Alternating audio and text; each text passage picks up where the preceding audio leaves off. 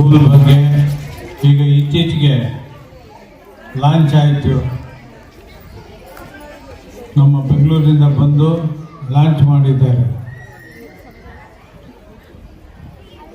ಉಸ್ಟಾನ್ learner ಅಂತೇಳಿ. ಇದರಿಂದ ನಿಮಗೆ ಬಹಳ ಉಪಯೋಗ ಆಗುತ್ತೆ. ನಿಮ್ಮ ವಿದ್ಯಾರ್ಥಿಗಳ ಕ್ಲಾಸ್ ಬಂದಿದ್ದಾರಾ ಇಲ್ಲ, ಏನು ಪಾಠ ಮಾಡಿದ್ದಾರೆ, ನೀವು ಮನೆಯಲ್ಲೇ ಕೂತ್ಕೊಂಡು ನೋಡ್ಬೋದು. ಎಲ್ಲ ಇಂಟರ್ನೆಟ್ಟಲ್ಲೇ ಹಾಕ್ತಾರೆ.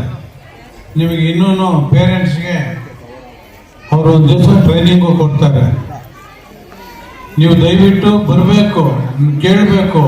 ಪೇರೆಂಟ್ಸ್ ಎಲ್ಲೋ ಮನೆಯಲ್ಲಿ ಇರ್ತೀರಿ, ಆಮೇಲೆ ಬಂದು ನನ್ನ ಮಗ ಸರಿ ಕಲಿಲ್ಲ ಅಂದ್ಬಿಟ್ಟು ನೀವು ಮನೇಲಿದ್ರೆ ಆಗೋದಿಲ್ಲ. ಬರಬೇಕು, ಕೇಳಬೇಕು. ನೀವು ಯಾವ ಟೀಚರ್ಸ್ ಪಾಠ ಮಾಡ್ತಾ ಇಲ್ಲ, ಏನು ಮಾಡ್ತಾ ಇಲ್ಲ, ದಯವಿಟ್ಟು ಕೇಳಿಬಿಟ್ಟು ನಮಗೆ ತಿಳಿಸಿ.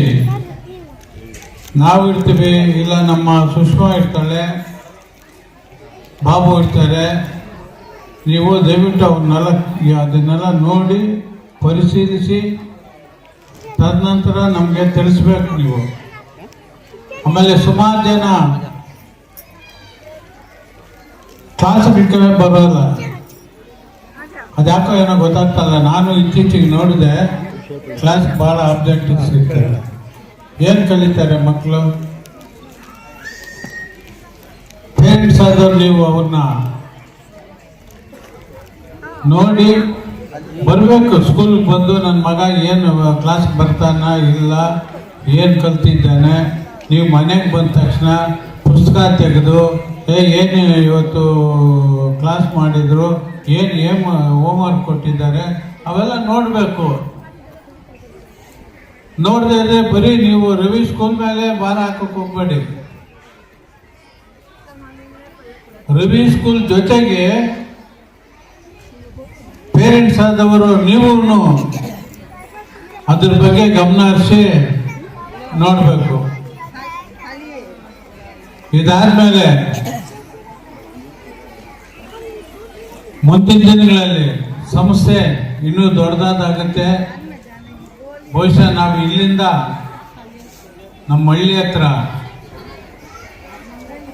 ಸ್ಕೂಲ್ ಅಲ್ಲಿಗೆ ಮಾಡ್ಬೇಕಂತ ಹೇಳಿದ್ವಿ. ಅಲ್ಲಿ ಆಟದ ಮೈದಾನ ಇನ್ನೊಂದು ಎಲ್ಲ ಇದೆ. ನಿಮ್ಮ ಸಹಕಾರ ಇದ್ದರೆ ಹಿಂಗೆ ಅಲ್ಲಿ ಮಕ್ಕಳಿಗೆ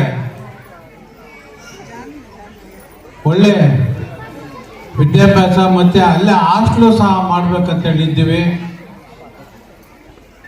ದಯವಿಟ್ಟು ನೀವೆಲ್ಲರೂ ಸಹಕಾರ ಕೊಡಬೇಕು. ಸಹಕಾರ ಕೊಟ್ಟು